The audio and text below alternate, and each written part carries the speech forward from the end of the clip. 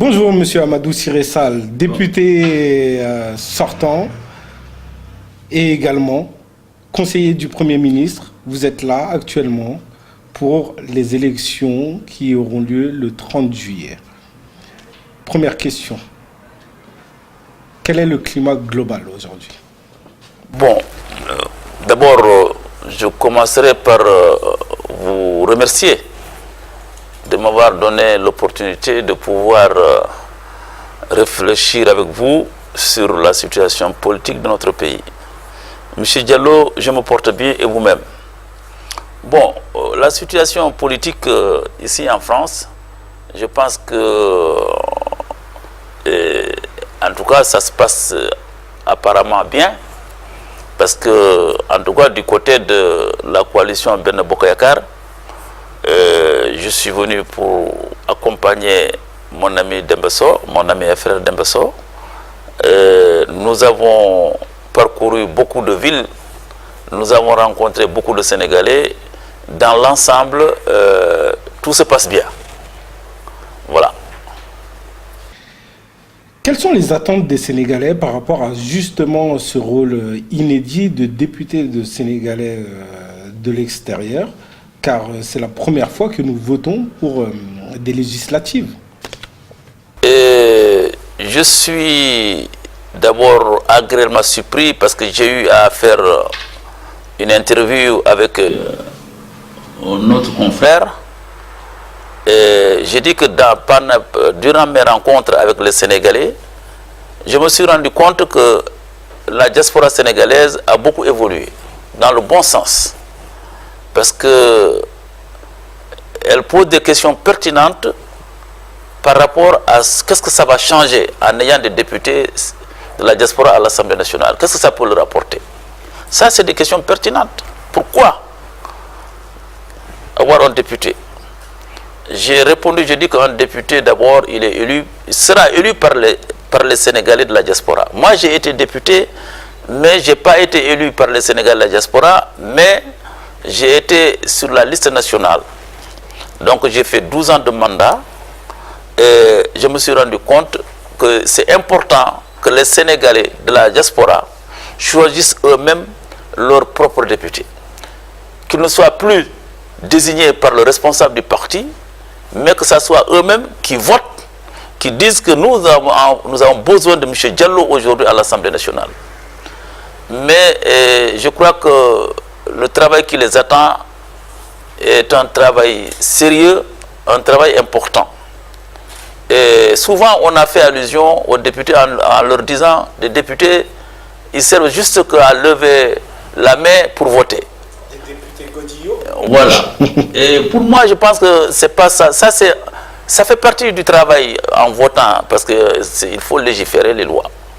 Et le député, lui, il travaille aussi. Ce qu'ils oublient, c'est que quand un projet de loi arrive à l'Assemblée nationale, le projet de loi vient du gouvernement et c'est le député d'abord, son premier travail, c'est en commission technique. C'est là où il va intervenir dans les débats pour voir le projet qui est proposé, est-ce que c'est utile pour les populations ou ce n'est pas utile. Alors donc il y a un débat extrêmement important qui se passe au niveau des commissions techniques. Là, les Sénégalais ne voient pas ce travail parce que ce n'est pas télévisé. C'est pour ça que beaucoup ne savent pas comment ça se passe. Maintenant, une fois que les commissions techniques ont fait leur travail, ils vont en plénière. Et c'est de là-bas qu'on voit les Sénégalais intervenir et après voter. On dit les Sénégalais, c'est pourquoi beaucoup de gens disent les députés ne servent seulement qu'à lever la main pour voter. Ce n'est pas ça. Donc il y a un travail important en commission technique et il y a un travail aussi à faire en plénière. Et après, maintenant, une fois que le débat de la plénière est terminé, on commence à voter la loi. le député travaille aussi dans ce qu'on appelle des commissions d'enquête. Donc, vous savez, nous prenons le secteur de l'agriculture, peut-être qu'on peut dire que ce secteur rencontre des difficultés. Et les députés vont aller sur le terrain, ils vont créer des commissions techniques pour travailler autour de ça. Et ça, c'est un travail important. Et le plus gros travail des députés aussi, c'est contrôler l'action gouvernementale. Parce que le député, son rôle, c'est de contrôler le travail du gouvernement. Parce qu'au Sénégal, nous avons ce qu'on appelle 3 pouvoirs. Nous avons le pouvoir législatif qui appartient à l'Assemblée nationale. Nous avons le pouvoir exécutif qui appartient au gouvernement. Et nous avons le pouvoir judiciaire qui appartient aux juges. Donc le député a ce travail à faire. Alors maintenant, il y a des commissions techniques. Il y a des commissions également qui relèvent aussi des secteurs. Que ce soit l'agriculture, vous avez une commission qui est chargée de l'agriculture, vous avez une commission qui est chargée de l'éducation, une commission qui est chargée de la communication. Les députés s'inscrivent, il y a une commission aussi des affaires étrangères et des Sénégalais de l'extérieur. Je pense que les 15 députés que nous avons, certainement, il y aura des députés qui vont aller dans cette commission-là pour défendre, en tout cas, les Sénégalais de la diaspora. Merci de nous avoir dressé le portrait, le rôle du député, mais j'aimerais que vous nous fassiez également de la pédagogie face à cet enjeu qui est les cartes d'électeurs qui nous permettent de voter tout simplement pour X ou Y député. Oui, les cartes d'électeurs, je crois que, bon, comme son nom l'indique, c'est avec cette carte que tu vas aller au bureau de vote pour voter. Alors, effectivement, je ne sais pas à quoi tu veux faire allusion, si c'est par rapport aux difficultés qu'on a eu à rencontrer pendant la distribution des cartes. Et je pense que c'est vrai qu'au départ, on a eu quelques difficultés en tout cas pour distribuer les cartes, mais je pense que ces questions-là sont résolues depuis hier. Alors les Sénégalais se rendent compte qu'aujourd'hui, qu'il y a en tout cas, il y a une salle qui a été choisie par le consul avec tous les partis présents. Donc on a commencé, en tout cas, c'est une grande salle parce qu'on avait besoin de ça, parce qu'au niveau du consulat c'était un peu exigu. Et c'est pourquoi on a eu beaucoup de difficultés. Les gens venaient en nombreux et ça ne passait pas. Donc le climat était devenu tendu et c'est pourquoi il y a eu des problèmes. Alors maintenant, après avoir réfléchi, il fallait aller ailleurs. Donc ils sont partis. Il y a des guichets, il y a plus de 26 guichets aujourd'hui qui sont ouverts où les gens peuvent venir prendre leur carte et aller voter. Et déjà, le président a facilité aussi le travail. Il a vu que pendant la distribution, il y a eu des problèmes. Il a demandé au Conseil constitutionnel, il a fait une demande auprès du Conseil constitutionnel pour permettre à ceux qui n'auront pas leur carte d'électeur de pouvoir voter avec le récépissé, y compris l'ancienne carte d'électeur, avec sa carte d'identité, ou bien son passeport, ou bien son permis de conduire sénégalais. N'y a-t-il pas eu une volonté de certaines personnes de saboter également cette distribution pour ne pas permettre justement à des personnes d'aller au 30 juillet au scrutin? Tout à fait. Mais vous savez, l'opposition a toujours utilisé ce genre d'armes qui ne sont pas des armes conventionnelles. Parce que les membres des partis d'opposition ont profité de ces difficultés-là pour amplifier maintenant en disant oui, il y a des problèmes, il y a ceci, il y a cela. Ça, c'est une provocation. C'est-à-dire que souvent, tous les partis, depuis du PS au PDS et en passant par la paire, on a tous connu ces problèmes-là. Et je crois que ça n'empêche pas, en tout cas, à l'administration qui est chargée de gérer ces élections, de faire son travail. C'est vrai que nous avons vu vraiment des responsables de l'opposition, parce que d'ailleurs, qui ont dans leur tête déjà, pensent qu'ils ont perdu les élections. Maintenant, ils cherchent par tous les moyens pour empêcher les gens de récupérer leur carte voilà, dans de bonnes conditions. Au soir du 30 juillet, comment le Sénégalais peut-il s'imaginer les députés qui vont nous représenter? Vont-ils être présents ici en France, une permanence? Ou comment ça va se faire? Est-ce que vous en avez une idée en fait? Oui, vous savez, nous avons des sessions parlementaires. Quand la session est ouverte, le député est tenu de rester là-bas, travailler durant toute la session. Maintenant, quand la session est terminée, le député pourra revenir dans sa circonscription électorale pour rencontrer les Sénégalais et rendre compte aux Sénégalais le travail qu'il a eu à abattre là-bas. Donc, pendant les sessions, on est tenu de rester à Dakar. Après les sessions, on peut revenir. Maintenant, parce que c'est ça la grosse difficulté, c'est à ce niveau-là. Parce que les sessions, ça peut prendre des mois et des mois.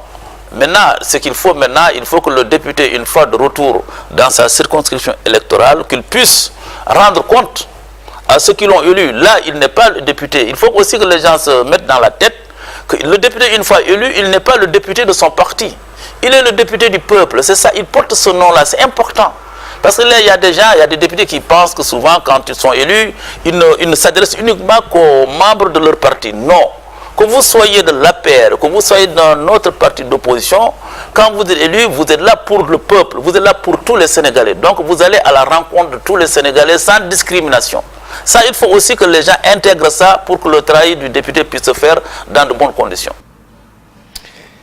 Est-ce difficile, vous qui êtes conseiller également du Premier ministre, d'abattre également, enfin de valoriser l'image du Premier ministre et en même temps être ici en France, de pouvoir promouvoir la politique, défendre la politique justement de ce Premier ministre pour aller au soir des élections? Est-ce que c'est pas l'image du... Est-ce que pour le Sénégalais, c'est pas l'image du Premier ministre ou c'est l'image de ses candidats? Oui, vous savez, je vais vous révéler une petite histoire. À l'approche des élections législatives, j'ai reçu un ami sénégalais. Il m'a présenté une liste, il me dit voilà, j'ai des gens, c'est des opérateurs économiques, c'est des enseignants, et ils vont constituer un groupe pour soutenir le président de la République, M. Macky Sall. Mais il souhaite que le Premier ministre soit tête de liste de la coalition Benno Bokk Yakaar. À l'époque, on ne parlait pas de ça. Et j'ai été voir un ami conseiller comme moi à qui j'ai partagé cette affaire-là. Il m'a dit, mais le Premier ministre, pour l'instant, on ne parle pas de Premier ministre à la tête de la coalition. Mais certainement, il savait déjà que ça se murmurait quelque part, mais il n'a pas voulu nous le révéler. Mais après, quand nous avons appris que le président de la République a désigné le Premier ministre Mohamed Boun Abdallah Dionne comme tête de liste, nous avons dit nos vœux sont exaucés.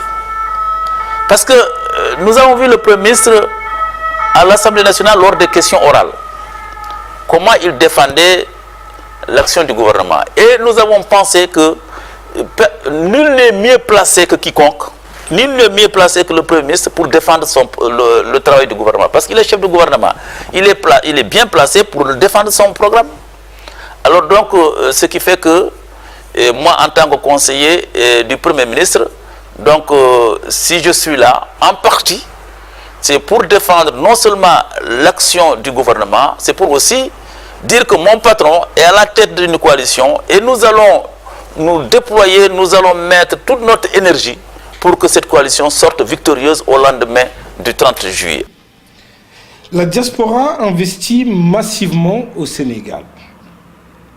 Quels sont les outils qui existent pour que justement cette diaspora, quand elle va au pays, se sente à l'aise et se sente également chez elle?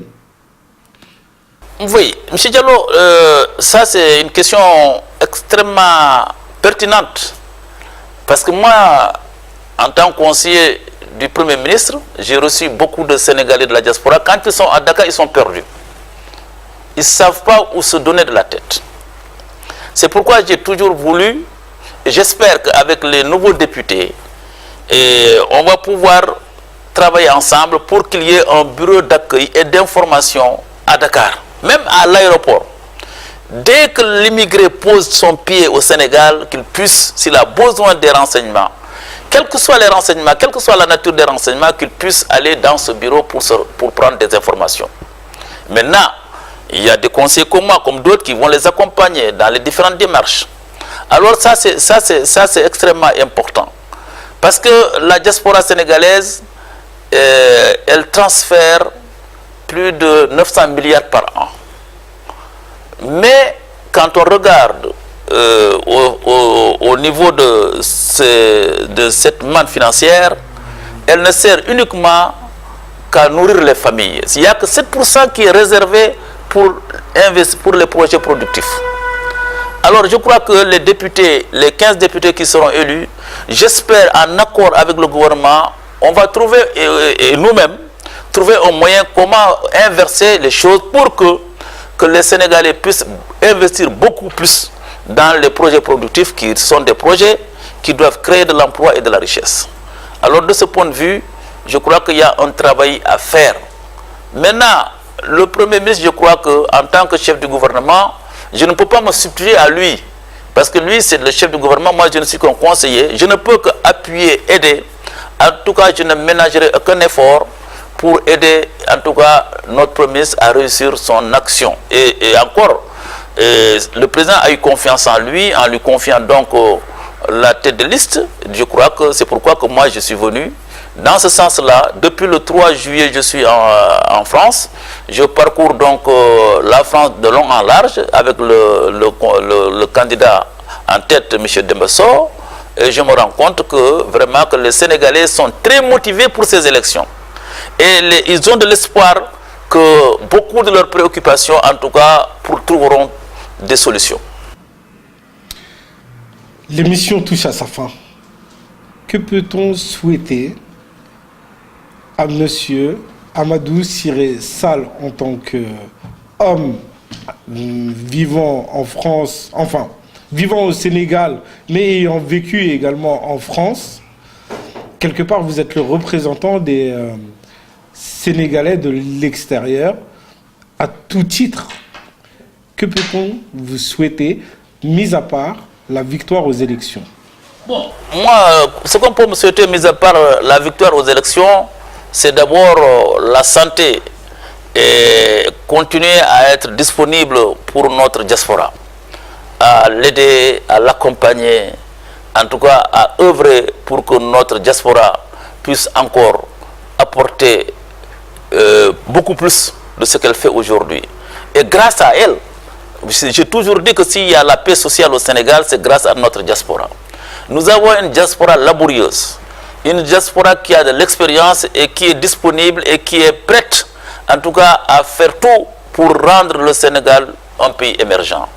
Et je souhaite, en tout cas, au président Macky Sall une victoire éclatante aux élections législatives, parce que c'est cette victoire qui lui permettra d'avoir le coup de franche pour continuer le programme qu'il est en train d'appliquer.